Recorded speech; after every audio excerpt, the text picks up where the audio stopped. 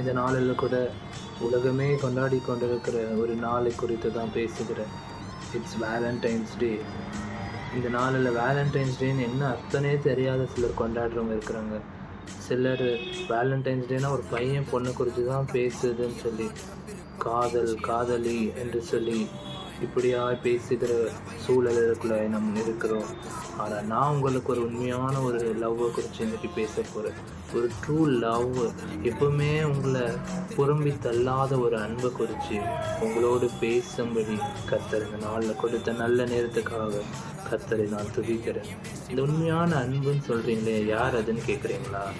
அவர் வேறு யாரும் இல்லை, என்னையும் உங்களையும் படித்து உயிரோடு வைத்திருக்கிற ஆண்டவராகிய இயேசு கிறிஸ்து. ஒரு மெய்யான அன்பு, ஒரு உண்மையான அன்பு, என்றைக்கும் மாறாத அன்பு, ஒரு நிலை பெறாத அன்பு.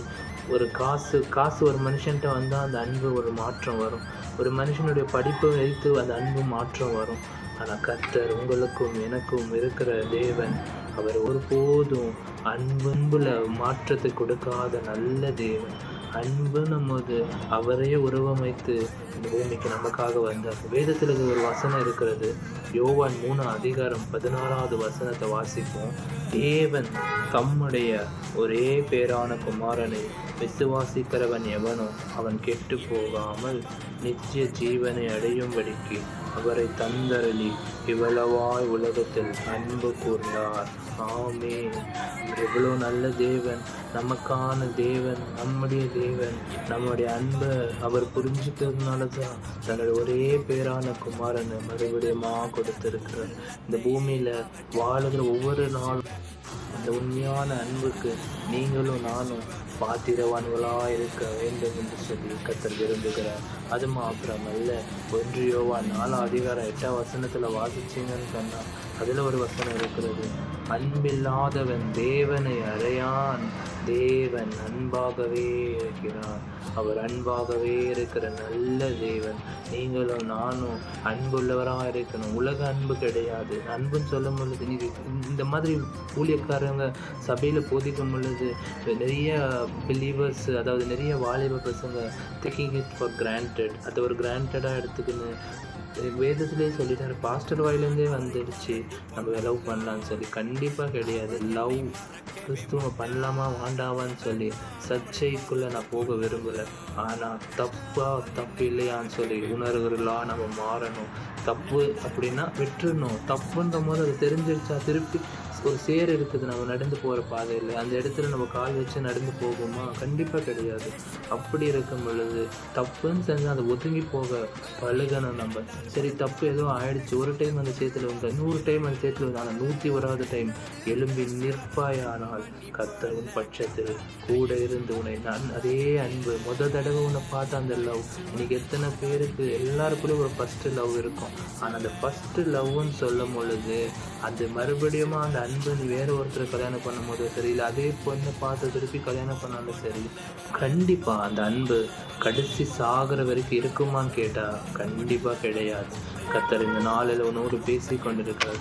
இது ஒரு எச்சரிக்கையின் சத்தமாய், இது ஒரு நல்ல கர்த்தருடைய வார்த்தையாய் எடுத்துக்கொள்வையானால் கர்த்தரின் பட்சத்திலிருந்து உன்னோடு கூட இருந்து பெரிய காரியங்களை செய்ய வல்லவராக இருக்கிறார்.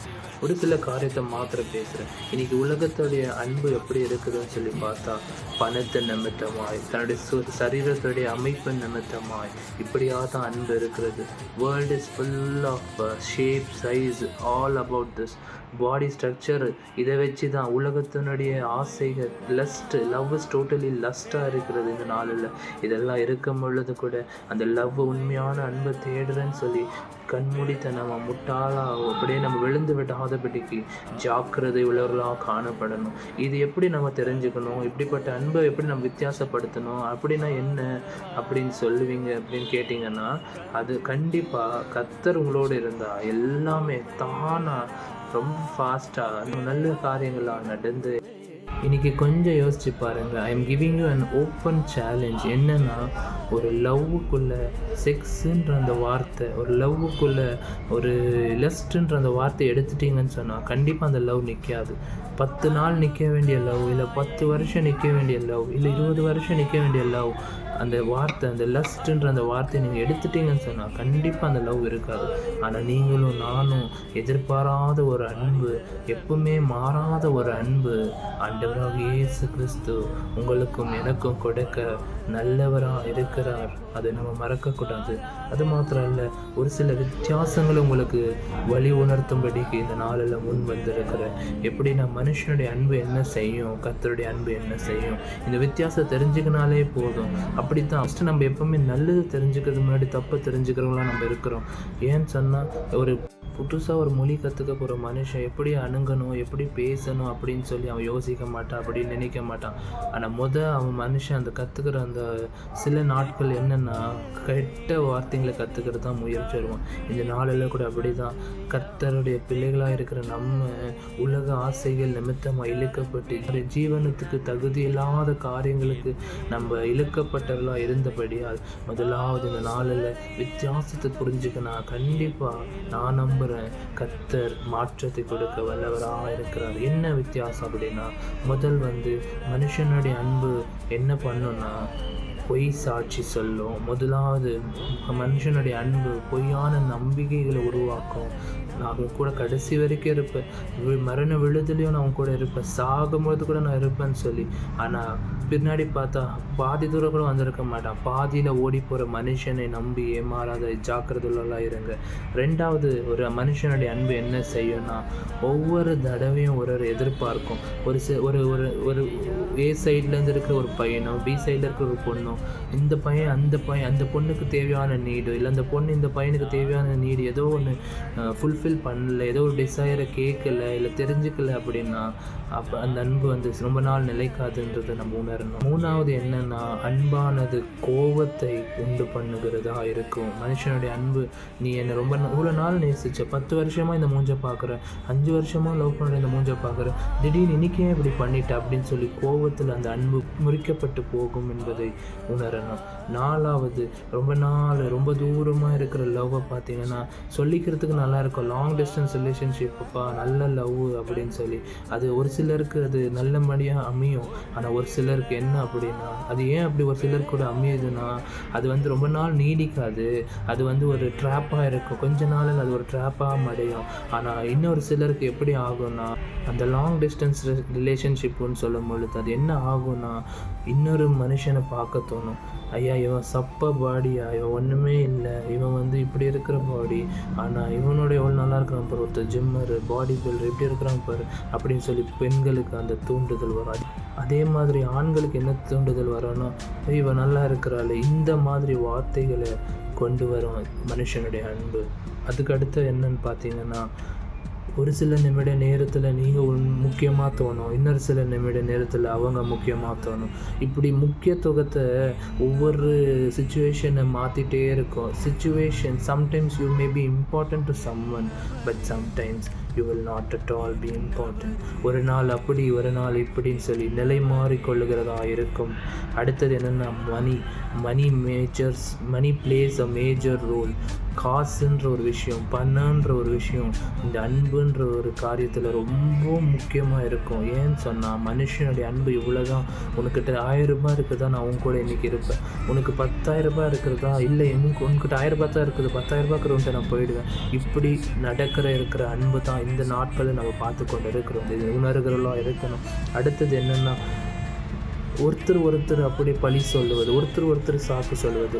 நான் இன்றைக்கி பேச முடியல, பேச முடியல அப்படின்னு சொல்கிறத பார்த்தா இந்த அன்பு எப்படி மாறும் அப்படின்னா, நீ கால் பண்ணிட்ட, ஒரு டைம் நீ கால் பண்ணிட்ட, ஈகோவாக மாறும். ஈகோ ஒரு ப்ளேமாக மாறும். இன்றைக்கி நான் கால் பண்ணியிருக்கிறேன், இவ்வளோ நேரம் பேசுனேன், நீ காலே பண்ணுறதில்ல இப்படின்னு சொல்லி ஒரு சாதாரண ஒரு ஃபோன் பேசுகிறதுக்காக இப்படி ஒரு வாக்குவாதம் தொடங்கி ஒரு ரிலேஷன்ஷிப்பில் பழி சொல்லிக்கொள்வது அன்ஹெல்த்தியான relationship which will cost you your life even. அதுதான் ஒரு ஹியூமன் லவ். அடுத்தது என்னென்னா, இன்றைக்கி நீ நாளைக்கு வேறு யாரோ, இன்றைக்கி உன்னுடைய கணவன் நாளைக்கு வேறு ஒருத்தருடைய கணவன், இன்றைக்கி உன்னுடைய மனைவின்னு சொல்லி இன்றைக்கி ஃபோன்லலாம் சேவ் பண்ணிப்போம் பொண்டாட்டி புருஷன் அப்படின்னு சொல்லி. இன்றைக்கி ஒருத்தரோட பொண்டாட்டின்னு சேவ் பண்ணுற, நாளைக்கு இன்னொருத்தருக்கும் போது நீ அப்படியே சேவ் பண்ணினா இதெல்லாம் கண்டிப்பாக தவிர்க்கிறவர்களாக நம்ம காணப்படணும். அது மாத்திரம் அல்ல, இதெல்லாம் ஒரு பக்கம். இதெல்லாம் வந்து மனுஷனுடைய அன்பு. இப்படி தான் ஒரு மனுஷனுடைய அன்பு செயல்படும். அது எப்படியாப்பட்ட அன்பே இருந்தாலும் சரி, இது தான் மனுஷனுடைய அன்பு. இப்போ கர்த்தருடைய அன்பு குறித்து பேசுகிறேன். என்னென்னா, முதலாவது கர்த்தருடைய அன்பு, அவர் நன்மை செய்வதில்லை, அவர் நன்மை செய்வதை முதர்ச்சியாக பார்ப்பாராம். அவர் நன்மை செய்வதை பிரதானமாக எண்ணுவாராம்.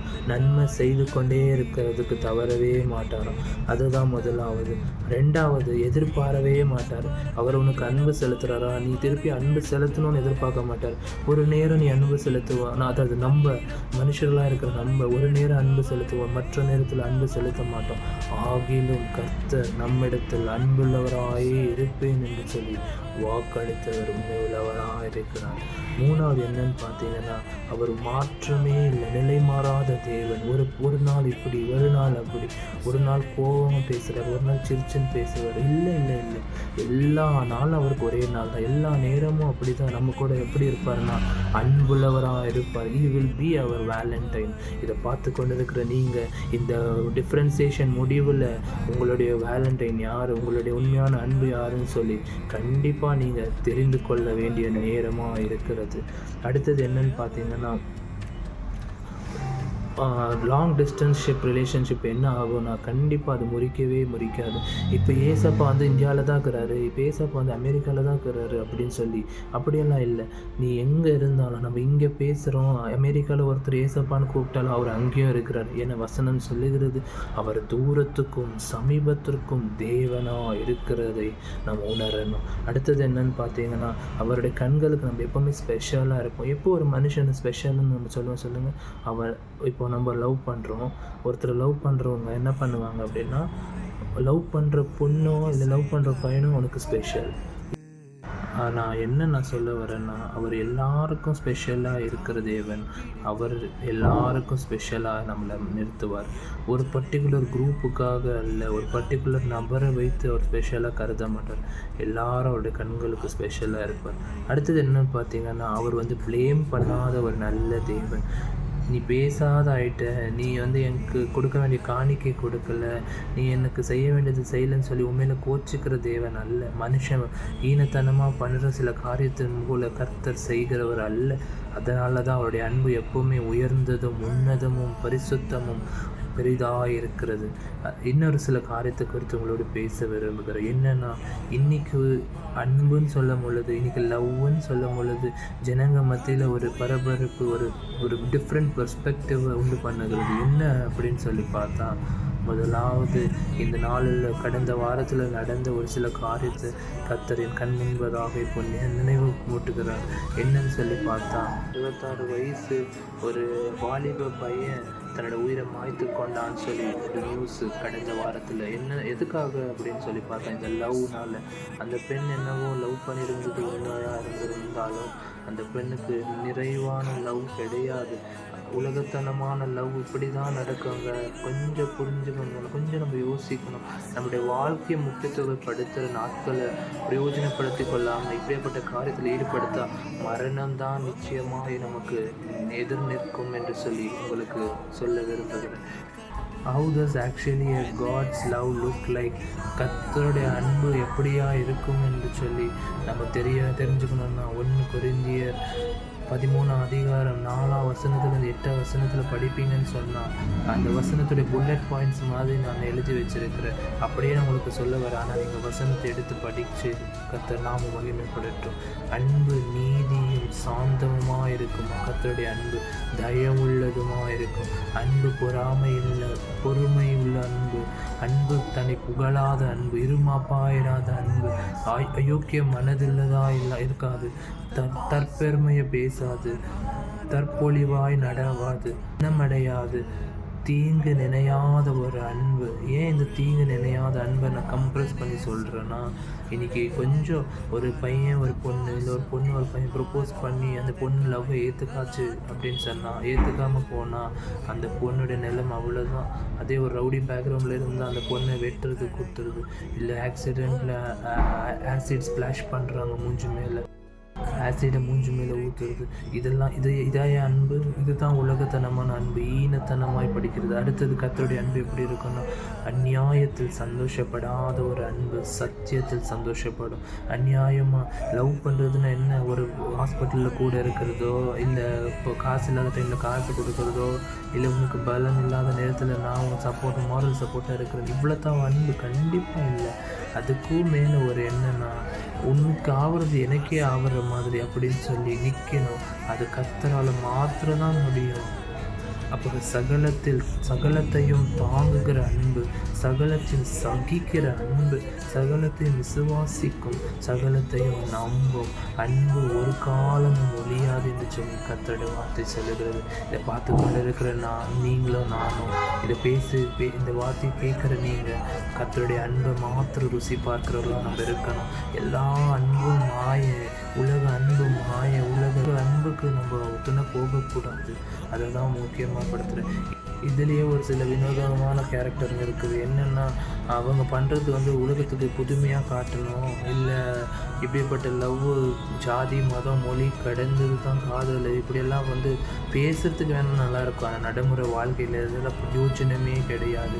என்ன சொல்ல வரேன்னா, ஒரு ஆண் கிறிஸ்துவத்தை சார்ந்தவனாக இருக்கும், இல்லை ஒரு பெண்ணு கிறிஸ்துவத்தை சார்ந்தவளாக இருக்கும். ஆனால் அவங்க கல்யாணம் பண்ணிக்க போகிற பொண்ணோ, இல்லை அவங்க கல்யாணம் பண்ணிக்க போகிற பையனோ மற்ற தெய்வர்களை கும்பிடுவலாக இருக்கும். இந்த மாதிரி ஒரு உறவு ரொம்ப நாள் நீடிக்காது. இப்படிப்பட்ட உறவு கர்த்தர் he will not entertain, he will not encourage, he will not be helpful. அவர் உங்கள் பட்சத்தில் இருக்க வாய்ப்பே இல்லை என கர்த்தர் சொல்லுகிறது. வசனம் சொல்லுகிறது, வாசிக்கும் 2 கொரிந்தியர் 6:14. a very common mistake that every Christians do in this past few years பேக்லேருந்து தொடங்கி இந்த நாள் வரைக்கும் இப்படிப்பட்ட காரியங்கள் ரொம்ப நடந்து கொண்டு இருக்கிறது. வசனத்தை வாசிக்க கேட்போம். அந்நிய நுகத்திலே அவ்விசுவாசிகளுடன் பிணைக்கப்படாதிருப்பீர்களாக. நீதிக்கும் அநீதிக்கும் சம்பந்தம் ஏது? ஒளிக்கும் இருளுக்கும் ஐக்கியம் ஏது? இதெல்லாம் நடக்கும் பொழுது கர்த்தர் உங்கள் பட்சத்திலே இருக்க மாட்டார், உங்களுக்கு சார்ந்தும் பேச மாட்டார், உங்களோடு இருக்கவே மாட்டார். ஏன் அப்படின்னா, கர்த்தர் என்ன சொல்ல வர்றாரு, இல்லை நான் விரும்பினது தான் எனக்கு வேணும், நான் கர்த்தர் இடத்துல ஒன்றை கேட்டு அதே நாடுவேன்னு சொல்லி பிடிவாதமாக இந்த பொண்ணு தான் வேணும், எனக்கு இந்த பையன் தான் வேணும்னா கர்த்தர் கண்டிப்பாக கொடுப்பாரு. ஆனால் அந்த கண்டிப்பாக கொடுக்குற பொண்ணு கூடயே சேர்த்து ஒரு பிரச்சனையும் உண்டு பண்ணி கொடுப்பாரு, ஒரு ப்ராப்ளமே உண்டு இல்லை இவன் என்ன சொல்கிறது, ஒரு ப்ராப்ளம் பண்ணுற கடவுள் அவர் இல்லைன்னா, ஒரு வசனம் சொல்லுகிறது, அவர் பட்டயத்தை உங்கள் நடுவில் வைப்பேன்னு சொல்லி. ஸோ அந்த வசனத்தெல்லாம் வாசிக்கணும். வெறும் ஆசீர்வாதத்தை தர வசனத்தையும், வெறும் பரிசுத்தத்தை கொண்டுகிற வசனத்தையும், இல்லை வரையும் உங்களுக்கு சாதகமான வசனத்தை வாசிக்கிறதுனால பயன் ஒன்றுமே இல்லை. இதை புரிஞ்சுக்கணும், நம்பணும், இதை புரிஞ்சுக்குவீங்கன்னு நம்புகிறோம். இதை புரிஞ்சுக்கினீங்கன்னா கர்த்தர் உங்களை ஆசீர்வதிக்க வல்லவராக இருக்கிறார். அது மாத்திரம் அல்ல, இந்த நாளில் கூட நீங்கள் எப்படியா செய்யும் பொழுது, அதாவது மற்ற தேவர்களை வணங்குகிற மனிதர்களோடு நீங்கள் பிணைப்பீங்கன்னா, அதாவது அவங்கள திருமணம் பண்ணணும்னு முடிவெடுத்துருங்கன்னா, தயவு செய்து இதை பார்த்து கொண்டு இருக்கிறவங்க கண்டிப்பாக அந்த கான்ஷியஸாக அதை கிவ் அப் பண்ணிவிடுங்க. அப்படியேப்பட்ட ஐடியா வேண்டாம். ஒரு 10 நிமிஷம் வாழ்க்கை சுகத்துக்காக, இல்லை ஒரு 10 வருஷம் வாழ்க்கைக்காக, இல்லை ஒரு 70 வருஷம் வாழ்க்கைக்காக வாழ்நாள் முழுவதும் நரகத்தினுடைய முடிவில் போய் இருந்துடாதீங்கன்னு சொல்லி கெஞ்சி கேட்குறேன். அப்படியா நீங்கள் செய்யும் பொழுது இந்த அதிகாரத்தோட கடைசி வசனம் சொல்லுகிறது, அவர் நமக்கு தகப்பனாயிருப்பார், நம்ம அவருக்கு பிள்ளைகளாக இருப்போம். இந்த பாக்கியத்தை விட வேறு எதுவுமே பாக்கியம் இல்லை. அதை உணரணும். கிறிஸ்துவர்களாக இருக்கிறவங்க தான் தப்பு ஜாஸ்தி செய்கிறதுன்னு நான் நம்புகிறேன். இன்னைக்கு மாற்றம் வெளித்து மக்களுக்கு தேவையில்லை. கிறிஸ்துவத்துக்குள்ளே இருக்கிறவங்க சபைக்கு வருவாங்க, சபையில் உட்காந்து இருப்பாங்க, பாஸ்டரையே சைட் அடிக்கிறது, பாஸ்டர்கிட்டே ரூட்டு போடுறது, இதெல்லாம் தப்பு, இதெல்லாம் ரொம்ப கொச்சையாக இருக்கிறது, இதெல்லாம் தவறுக்குங்க. கர்த்தர் உங்களை ஆசீர்வதிப்பார். இன்னொரு வசனத்தை கூட வாசிப்போம். ஆதியாகமம் 2:20 வசனம். என்ன இந்த வசனத்தை ஏன் வாசிக்கிறேன்னா, கர்த்தர் ஒரு மனுஷனை திட்டவட்டமாக இந்த மனுஷனுக்கு இந்த மனுஷி தான் அப்படின்னு சொன்னால் கர்த்தர் எப்படி ஒரு அறிமுகத்தை உண்டு பண்ணுவார் அப்படின்னா, 2:20 வாசிப்போம். அப்படியே ஆதாம் சகலவித நாட்டு மிருகங்களுக்கும் ஆகாயத்து பறவைகளுக்கும் சகலவித காட்டு மிருகங்களுக்கும் பேரிட்டான். ஆதாமுக்கு ஏற்ற துணை இன்னும் காணப்படவில்லை. வசனத்தை குறிப்பாக தெளிவாக வாசிக்கணும். அதில் கடைசி லைன் சொல்லுது, ஆதாமுக்கோ ஏற்ற துணை இன்னும் காணப்படவில்லை. ஸோ கர்த்தர் தான் நியமிக்கிறது, கர்த்தர் தான் நிதானிக்கிறது. உங்களுக்கு யார் வேணும், எப்படிப்பட்ட ஆள் வேணும், எந்த ஊர்லேருந்து வேணும், இல்லை எப்படி சுபாவம் கொண்டவங்க வேணும்னு சொல்லி உங்களுக்கும் எனக்கும் அதே தான். கண்டிப்பாக கர்த்தர் தீர்மானிப்பது நம்ம வாழ்க்கையில் நடக்கும்னு சொன்னால், இப்போ நீங்கள் ஒரு கேள்வி கேட்கலாம், இல்லை நான் லவ் பண்ணல, அரேஞ்ச் மேரேஜ் பண்ணுறேன், இல்லை நான் அரேஞ்ச் மேரேஜே பண்ணால் கூட கர்த்தருடைய சித்தம் இல்லாத செய்கிறதா இருந்தால் அது நடக்காத ஒரு காரியம். லவ் பண்ணாலும் சரி, அரேஞ்ச் பண்ணாலும் சரி, தப்பாக கர்த்தருடைய சித்தம் இல்லாத ஒரு வாழ்க்கை நியாயமும் நிறைவுமாக இருக்க வாய்ப்பே இல்லை.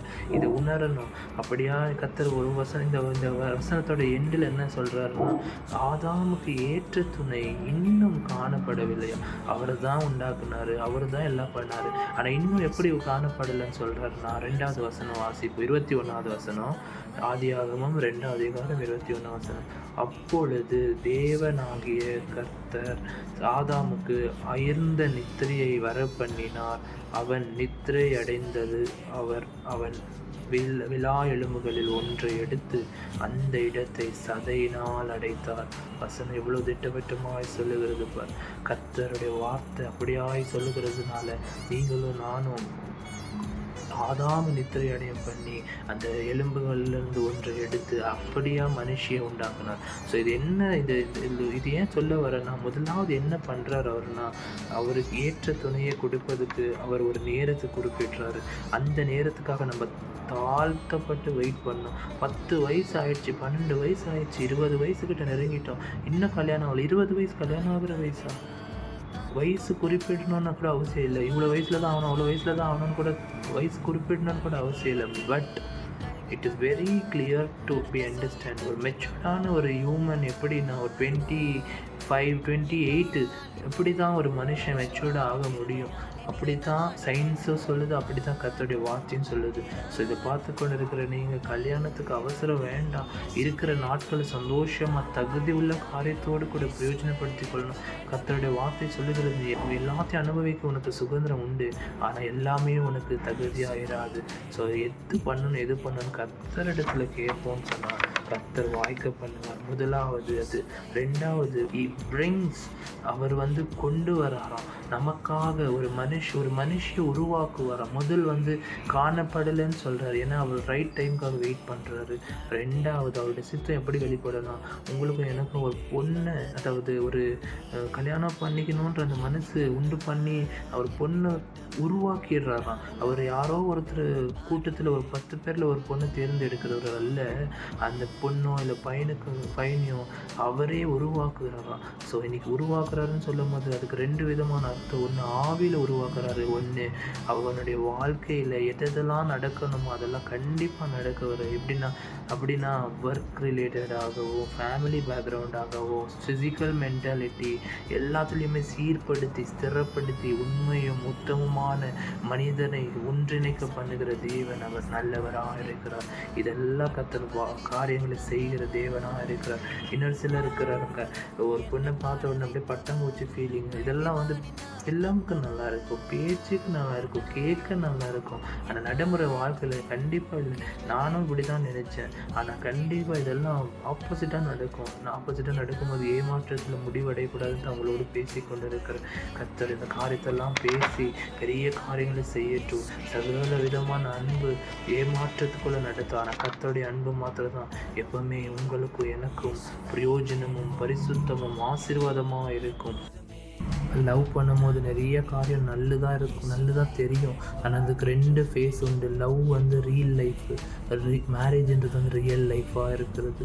ஏன்னா மேரேஜுக்கு அப்புறம் தான் ஒருத்தரோட உண்மையான முகமும் தெரிய வரும். அப்படியா இருக்கும் பொழுது நீங்கள் உண்மையாக லவ் பண்ணியிருந்தாலுமே சரி, அது கொஞ்ச நேரத்தில் நிறையா ப்ரைஸாக பிரயோஜனம் இல்லாத, 50 காசுக்கு பிரயோஜனம் இல்லாத அது அப்படியே புறக்கணிப்பாங்க, அது அப்படியே வேண்டாம்னு சொல்லி உதறி போயிடுவாங்க. கொஞ்சம் ஜாக்கிரதையாக இருக்க நம்ம முயற்சி எடுக்கணும். இந்த நாளில் நான் உருகி லவ் பண்ணுறேன்னா, அந்த உருகி நீ லவ் பண்ணினா கேண்டில் மாதிரி ஒரு நாள் அப்படியே போயிடுவேன், ஒன்றுக்கும் பிரயோஜனம் இல்லாத ஆகிடும். இன்றைக்கி நம்ம உண்மையாக கர்த்தரை தேடணும்னு சொன்னால் ஒரு நாள் உயர்ந்த இடத்துல எல்லா கண்களும் பார்த்து எல்லாரும் பார்த்து எல்லா வாயும் அது உங்களை பார்த்து ஆச்சரியமாக பேசுகிற அளவுக்கு ஆசீர்வாதமாக நடத்துகிற தேவனாக இருக்கிறார். அப்படி தான் நான் லவ் பண்ணி ஒரு பொண்ணை கல்யாணம் பண்ணிப்பேன் அப்படின்னு நீங்கள் நினச்சி அப்படி தான் நீங்கள் இது பிடிவாதமாக இருப்பீங்கன்னு சொன்னால் கண்டிப்பாக அப்படி நீங்கள் லவ் பண்ணி கல்யாணம் பண்ணி கொஞ்ச நாள் அந்த வாழ்க்கை சந்தோஷமும் அப்படியே ஃபிலிமில் காட்டுற மாதிரி சினிமேட்டிக்காக இருக்கும் கொஞ்ச நாளைக்கு. அதுக்கப்புறம் ஒரு எர்த்குயிக் வர்ற மாதிரி ஒரு வேல்கோன் எரப்ட் ஆன மாதிரி ஒரு சில காரியங்கள் நடக்கும் பொழுது வாழ்வதா சாவதான்ன்றது பரிதாபமான நிலைமைக்குள்ளே தள்ளப்படக்கூடாதுன்னு சொல்லி தான் இதை ஒரு அட்வைஸுன்னு தேவையில்லை, இது ஒரு இன்ஃபர்மேஷனாக எடுத்துக்கினீங்கன்னு சொன்னால் கர்த்தர் உங்களோடு கூட இருந்து கர்த்தர் பெரிய காரியங்களை செய்வார். இவனுக்கு லவ்வாக செட் ஆகலை, இவன் லவ் பண்ணாத இருக்கிறான், அதனால தான் எனக்கு அந்த இது தெரில அப்படின்னு சொன்னீங்கன்னா கண்டிப்பாக எனக்கு தெரியவும் வேண்டாம், நான் தெரிஞ்சுக்கவும் விரும்பலை. கர்த்தர் கூட இருந்து கர்த்தர் நடத்தட்டும், கர்த்தர் பெரிய காரியங்களை செய்யட்டும். நீங்களும் உண்மையாக இருக்கு. Thank you Jesus. எந்த விதத்துலேயோ வழி மாறி போய் கர்த்தர் எடுத்து தூரம் பண்ணிக்காதீங்க. இதைத்தான் நான் விரும்பி கேட்குறேன். கர்த்தர் தாமே இந்த நாள் உங்களையும் ஆசீர்வதிக்கணும், பெரிய காரியங்களை செய்யட்டும். இது வரைக்கும் நான் தெரியாமல் பண்ணிட்டேன், ஆல்ரெடி நான் ஒரு லவ்வில் இருக்கிறேன்னா இப்போ எடுக்க வேண்டியது முடிவு நீங்கள் தான். அப்படியே இன்னொரு காரியத்தை உங்களுக்கு சொல்லணும்னு விரும்புகிறேன். லைஃப்பில் ஒரு 3 டிசிஷனை ரொம்ப முக்கியமாக கருதணும். ஒன்று, என்னத்தை படிக்கணும், என்ன படிக்கணும்னு சொல்கிற டிசிஷனை ரொம்ப முக்கியமாக கருதணும். 2வது, எந்த இடத்துல நான் வேலை செய்யணும், இல்லை எந்த ஃபீல்டை நான் சூஸ் பண்ணணும். Either it is engineering, doctor, இல்லை ஆர்டிஸ்டிக்கான வேலையா, இல்லை ப்ரொஃபஷ்னல் கோர்ஸா, இல்லை என்ன மாதிரி வேலை செய்யணும் அப்படின்னு சொல்லி நம்ம முடிவு எடுக்கணும். 3வது, யாரை திருமணம் பண்ணணும், எப்போ திருமணம் பண்ணணும். இது 3 முக்கியமான ஒரு முடிவை நம்ம லைஃப்பில் நம்ம தான் எடுக்கணும். ஆனால் நம்ம கூட கர்த்தர் இருந்து அவருடைய சித்தத்தை கேட்டு நம்ம அவருடைய சித்தத்தை கேட்டு நம்ம அப்படியா அதை உள்வாங்கணும்னு சொன்னால் கண்டிப்பாக கர்த்தர் பெரிய காரியங்களை செய்வார். இதை கன்க்ளூட் பண்ணுற விதமாக I am concluding it right யார். என்னென்னா, லவ் பண்ணணுமா வேண்டாமா, இது கர்த்தருக்கு பிரியம் இல்லையா இப்படின்னு சொல்லணும். இதில் எல்லாத்திற்கும் மேலே ஒரு வினோதமான கேரக்டருங்க. பேஸ்லெஸ்ஸாக என்ன கேட்பாங்கன்னா, பாஸ்டர்கிட்டே கேட்குறது. அவர் என்ன குறி சொல்கிறவரை பாஸ்டர்கிட்டே கேட்குறது. சரி பாஸ்டர், நீங்கள் பார்த்து சொல்லுங்கள், இந்த பொண்ணு ஓகேவா, இந்த பையன் ஓகேவா என் வாழ்க்கைக்கு. பாஸ்டர் சொல்ல முடியாது, ஏன்னா கர்த்தர் தான் உங்கள் வாழ்க்கையை தீர்மானிக்கிறவர்களாக இருக்கணும். இந்த காரியத்தெல்லாம் கேட்டு மனதில் வைத்து கர்த்தருக்கு கீழ்ப்படுகிறவர்களாக நம்ம இருக்கட்டும். கண்களை மூடி ஒரு நிமிஷம் உங்களுக்காக ஜெபிக்க போகிறேன். தகப்பனே, உம்மை நன்றி செலுத்துகிறப்பா, உம்மை துதிக்கிறப்பா, உம்மை உயர்த்துகிறப்பா. எங்களை அதிகமாய் நேசிக்கிற நல்ல தகப்பனே, நீர் எங்களோடு கூட இருந்து எல்லா காரியத்தையும் வாய்க்க பண்ணுகிறவரப்பா. ஏற்ற நேரத்தில் ஏற்ற காலத்தில் என்ன செய்யணும், நம்முடைய சித்தத்தை மாத்திரம் நிறைவாய் அறிந்தவர்களாக நாம் இருக்கணும் ஆண்டவரே. தவழ்ந்து போகிறவர்களாக இருக்கக்கூடாது ஆண்டவரே. உங்களுடைய அன்பில் நாங்கள் தள்ளும்பணும் ஆண்டவரே. உங்களுடைய அன்பில் நிறைந்திருக்கணும் ஆண்டவரே. உலக அன்பை தேடக்கூடாது. இப்படியாய் ஓடுகிற கால்கள், இப்படியாய் தேடுகிற கண்கள், இப்படியாய் செய்யணும்னு சொல்கிற கைகள் இயேசுவின் நாமத்தில் தடுத்து நிறுத்துங்க, அப்புறப்படுத்துங்க. இந்த நாள் அப்படிப்பட்ட ரிலேஷன்ஷிப்புங்க ஒடுக்கப்பட்டு போகட்டும் ஆண்டவரே. கர்த்தர் ஆசீர்வாதமான பிள்ளைங்களை நடத்துங்க. இதை கேட்குற ஒவ்வொருத்தரையும், இது பேச வைத்து என்னையும் பரிசுத்தத்தில் நடத்துங்க. ஒப்பு கொடுத்து ஜெபிக்கிற இயேசுவின் நாமத்தில் ஜெபிக்கிற நல்ல பிதாவே, ஆமென். God bless you. கர்த்தர் உங்களை ஆசீர்வதிப்பாராக. இன்னும் பார்க்காத வீடியோவை எல்லாம் யூடியூப்பில் இருக்கோ, please do subscribe, please watch. கர்த்தர் தாமே உங்களை ஆசீர்வதிப்பாராக. ஆமென்.